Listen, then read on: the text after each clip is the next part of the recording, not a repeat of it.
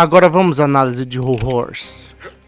Eu já falei de alguns dos maiores vilões de Jojo, mas hoje eu vou falar sobre um vilão menor da parte 3. Um vilão que muitos não veem realmente como vilão, pela sua atitude, pelo seu carisma e principalmente por ele possuir um tom cômico semelhante que o grupo principal tem. Whole Horse, ou como muitos gostam de chamá-lo, o Stardust Crusaders que nunca foi, hoje eu vim aqui destrinchar esse personagem, mas também explicar por que Araki nunca fez parte da trupe, e muito menos porque ele nunca teve sua redenção. Hoje eu lhes contarei uma história sobre Zitar, e como isso pode entregar sua vida à mão do mal.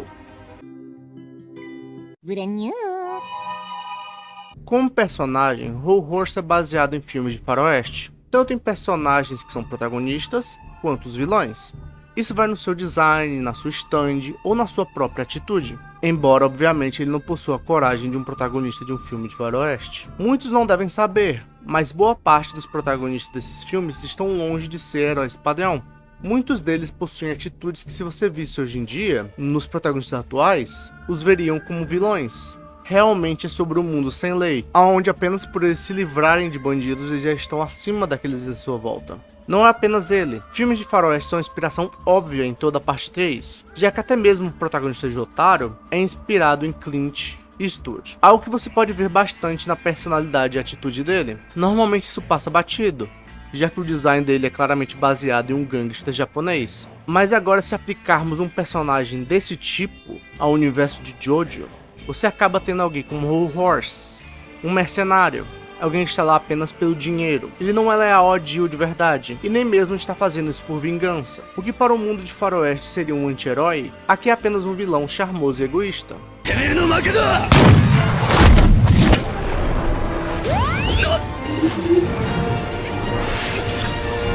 Nosso querido Whole Horse é o primeiro vilão que não é um vilão principal que se torna um vilão recorrente em Jojo. Na verdade, ele é um dos poucos que possui essa posição na obra, já que normalmente, não importa a parte, vilões costumam sobreviver a apenas uma batalha, é isso. Poucos possuem essa capacidade de aparecerem de novo em novos arcos além dos vilões principais, como o pai de Kira, Yoshihiro, na parte 4. Isso é bem raro de acontecer, então se tem outro personagem que acontece isso, então deixe um comentário sobre ele. Isso faz com que ele possa ter muito mais tempo de tela que outros vilões da parte 3, que normalmente só tem um episódio ou um mini arco. Enquanto o Whole Horse participa de 2 mini arcos separados, um com o assassino da irmã de Polnareff, J-Gaio, e outro com Boingo. A sua aparição no arco da bruxa Enya mostra sua natureza. Mesmo que ele não esteja feliz pela morte de J-Gaio, seu antigo companheiro, aquele que ele chamava de número 1, ele não tem a menor intenção de se colocar em risco por alguém que já está morto. Embora vocês achem que isso não é algo importante, isso é. Vilões em Jojo muitas vezes vingam a morte de seus companheiros. Isso é algo muito mostrado na parte 2, entre os Pillar Men, e principalmente na parte 5, entre os membros da máfia. Lealdade aos amigos é um fator muito explorado em Jojo, mesmo entre os vilões. Whole Horse, seu covarde! Você abandonou meu filho e fugiu! Por isso eu decidi que iria matar você assim que você aparecesse na minha frente! Ainda se diz melhor amigo do meu filho, seu mentiroso!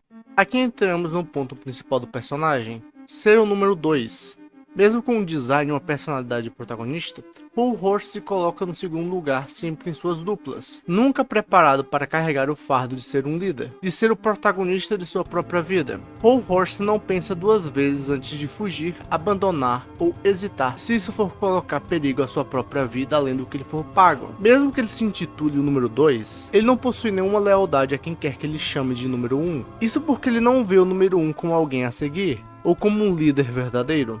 Ele o vê como alguém para colocar as responsabilidades e riscos de qualquer missão que ele esteja. Se você parar para pensar, a stand de Whole Horse não é uma stand defensiva ou de suporte, é uma stand completamente ofensiva. Emperor não é nada mais do que um revólver que consegue controlar suas balas, que não precisa de recarga. Mas agora pare por um instante e vejamos. A maioria das stands na parte 3 são baseadas em cartas de tarô, exceto por aquelas que possuem o nome dos deuses egípcios, é claro. Normalmente Araki faz os personagens terem o significado de suas stands e suas características.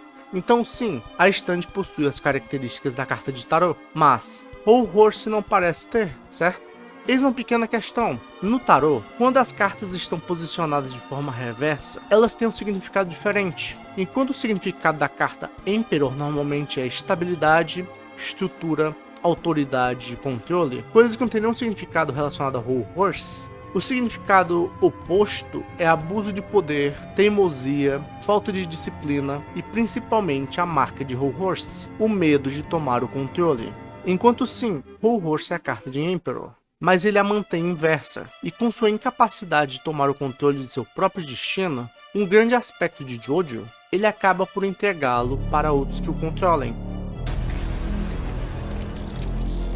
Você que está assistindo até aqui, deixa um comentário, se inscreve no canal e deixa um like, vai ajudar bastante o canal a crescer. Muito obrigado. Mesmo depois desses mini arcos, Araki não descarta Whole Horse até o momento que ele tem um encontro com Dio. Mesmo depois de ter sido derrotado, mesmo depois de ter tido um encontro com a mãe do seu companheiro morto. Então é aqui que eu volto a contar sobre as inspirações de Araki para a parte 3, que envolvem Faroeste. Eu honestamente não sei se ele teve inspiração direta do que eu virei a falar, mas o que eu vou falar é o que inspirou filmes de Faroeste, que causou que filmes de Faroeste tenham personagens menos heróicos e mais brutais, a se tornarem algo comum quando se trata de Faroeste. Blood Meridian, ou como traduzido é Meridiano de Sangue, é um livro escrito por Cormac McCarthy e é uma peça majestosa de arte. E nesse instante, ela serve para você compreender o personagem de Whole Horse.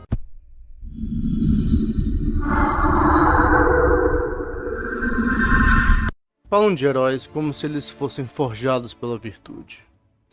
Mas isso é apenas uma mentira para consolar os covardes. Um herói é apenas aquele que entra no jogo sabendo que as regras foram traçadas com sangue, e ainda assim reivindica o domínio sobre cada passo. Toda vida é um duelo, e todo duelo obedece à vontade daquele que compreende as regras.